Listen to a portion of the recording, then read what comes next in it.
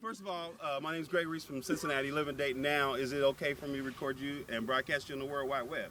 As long as you don't make us look bad. We're going to make you look great. What are you doing here today? So we grew up not too far from here in Dayton View. Most of us are all from the same neighborhood, grew up playing football together, and at least 50 years ago we started coming down here to play football with our buddies. And have continued to this day, at least 50, some say 49, some say 52, we're not real sure on the math. And as we've gotten older, most of us are starting to bring down our kids. So we have two generations for most of the guys that are here. It's been really fun to get together every Thanksgiving with a great group of guys, nice families. It's really fun to get together, and our football games have gotten shorter and shorter as we've gotten older and older. So the old guys, we just kind of waddle around while the young guys really play. There's four of us probably have been coming down here for all 50 years.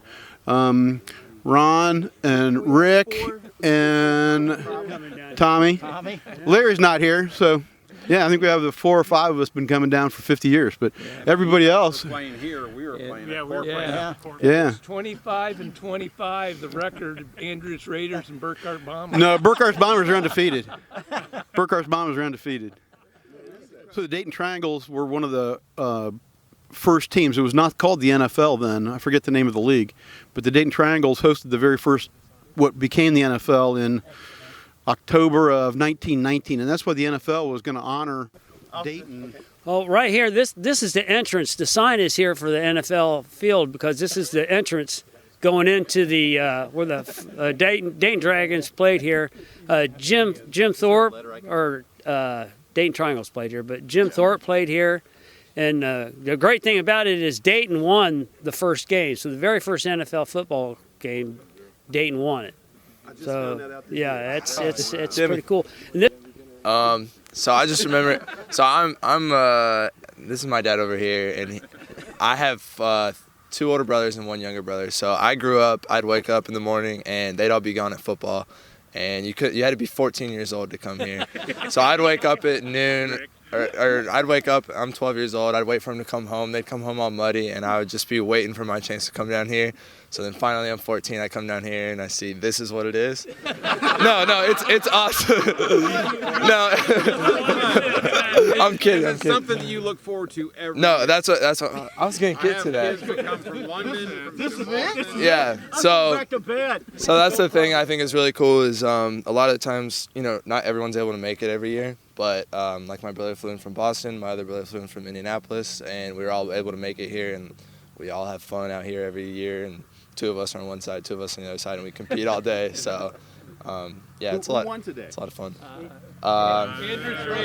We always tie. I was just going to mention, you talked about the family and all that, but it was really kind of the neighborhood. We all grew up right up the hill here on off a ridge, and went to church together.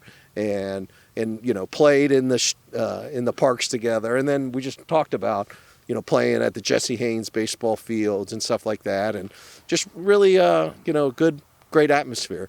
Hopefully, the city will continue to regenerate, and they put some money in here, and there's some development downtown, so hopefully it'll start to reach back into the neighborhoods and kind of recapture some of it and get back to some really cool spots. Oh, it certainly has. It certainly has, and I think they call it Dayton Strong, but I think it's also it's a real Midwest town. It's a real Midwest town where people want to kind of get things done, and hopefully through these events here, including the tragedy on the shooting, maybe there might be some changes as it relates to what we need to do. But the real thing is I'd vote for you. a bunch of great friends and otherwise in a great neighborhood.